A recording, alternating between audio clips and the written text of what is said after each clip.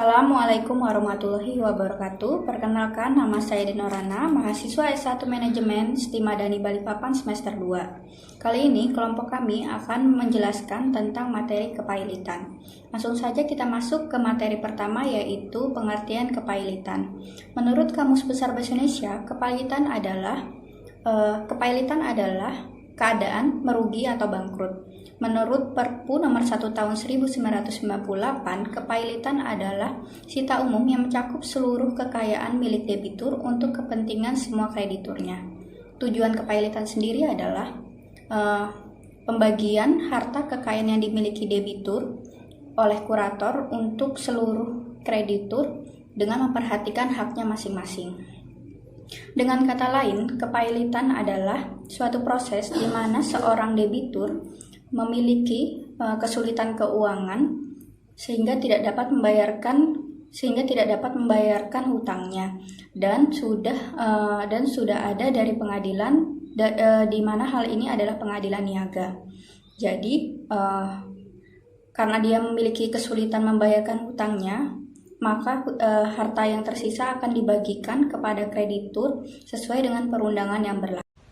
Perkenalkan, nama saya Rahma dengan NIM 142190054. Di sini saya akan menjelaskan tentang syarat dan keputusan di dalam kepailitan. Suatu perusahaan dikatakan pailit jika memenuhi syarat-syarat dalam pasal Undang-Undang Nomor 2 tentang kepailitan. Meliputi adanya debitor yang memiliki 2 atau lebih kreditor dan tidak membayar lunas satu utang yang telah jatuh tempo. Syarat-syarat tersebut dapat dinyatakan pailit oleh keputusan pengadilan. Salah satu upaya yang dapat dilakukan adalah dengan mengajukan permohonan pailit. Permohonan pailit menurut Undang-Undang Kepailitan dapat diajukan oleh debitor, satu atau lebih kreditor, jaksa, Bank Indonesia, perusahaan efek, dan perusahaan asuransi. Nama saya Nadia, nomor induk mahasiswa 142-19051. Saya akan melanjutkan pembahasan dari rekan saya Rahma. Di sini saya akan menjelaskan mengenai hukum pailit. Menurut pasal 1 ayat 1 Undang-Undang Nomor 37 Tahun 2004, kepailitan adalah sita umum atas semua kekayaan debitur pailit yang pengurusan dan pemberesannya dilakukan oleh kurator di bawah pengawasan hakim pengawas sebagaimana diatur dalam undang-undang ini. Jadi, seorang debitur mengalami pailit di mana kondisinya ia tidak dapat membayarkan piutang yang ia miliki sehingga dilakukan sita umum atas semua kekayaan debitur pailit. Dengan saya Devi Safitri. Di sini saya akan menjelaskan tentang pihak-pihak yang terkait dalam pengurusan harta dan kepailitan. Jadi ada 3 pihak-pihak yang terkait. Pertama, hakim pengawas, kedua kurator, ketiga panitia kreditur. Tugas hakim pengawas adalah mengawasi pengurusan dan pemberesan harta pailit yang dilakukan oleh kurator. Dan sebelum memutuskan sesuatu yang sangkut pautnya dengan pengurusan dan pemberesan harta pailit, pengadilan niaga wajib mendengar nasihat terlebih dahulu dari hakim pengawas. Adapun tugas-tugas dari hakim pengawas: pertama, memimpin rapi verifikasi. Kedua, mengawasi tindakan dari kurator dan melaksanakan tugasnya memberi nasihat dan peringatan kepada kurator. Keempat, menyetujui atau menolak daftar-daftar tagihan yang diajukan oleh para kreditur. 4. Meneruskan tagihan-tagihan yang tidak dapat diselesaikan dalam rapat verifikasi. Kelima, mendengar saksi-saksi dan para ahli atas segala hal yang berkaitan dengan kepailitan, misalnya tentang keadaan budel, perilaku pailit, dan sebagainya. Keenam, memberikan izin atau menolak permohonan untuk bepergian atau meninggalkan tempat kediamannya. Ketentuan mengenai hakim pengawas dan kepailitan terletak pada UUK dan PKPU pada bagian ketiga paragraf pertama pasal 65 sampai 68. Kedua, kurator.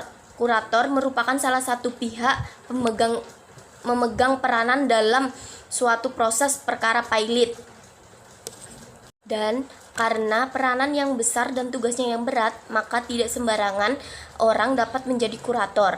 Dalam pasal 69 UUK dan PKPU disebutkan tugas kurator adalah melakukan pengurusan atau membereskan harta si pilot.